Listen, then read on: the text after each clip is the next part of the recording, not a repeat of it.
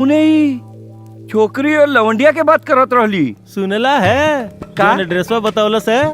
कौन एड्रेस? गुप्ता चौराहा, हाँ। गुप्ता रोड, हाँ। गुप्ता गली, हाँ। गुप्ता निवास। अरे तोरे भदेली में चाटता। अरे सरवो है बतसवा। हाँ टाइम कितना बतैला सकाल? 2 बजे। 2 बजे? हाँ। कल 2 बजे सारे के रगड़ल जाई जरूर। अरे बतसवा कोड दे तो के।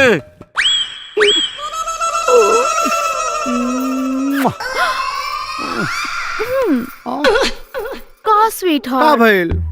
स्वीटी कितना स्वीट से ओट छोड़ के कहाँ लागल बड़ा। ए करे जा तोरे बदन में जहाँ भी छुईला लागल रसगुल्ला टपकत हो।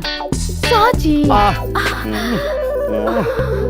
आई तो हर करे जा धलकाता इतनी तेज का है। आई लगता कि राहु के तू आ गई। राहु के तू भैया भैया कहाँ जा गले तोहार? अब का होई? अब हम तारा के कहाँ छुपाई।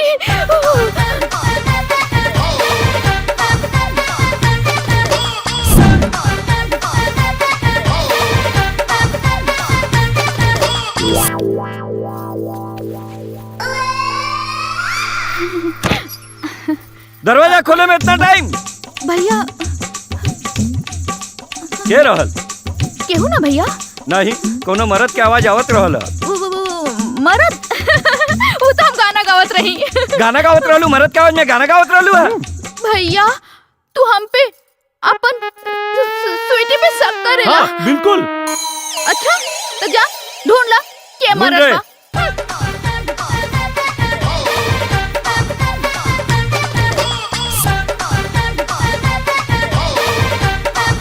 का भैया हो गल सब शक दूर। कुछ ना बहन करे तू हमार बहन पे शक करत हुए, गलत गलत इल्जाम लगावत हुए। मेरे प्यारे सिपाही दोस्तों,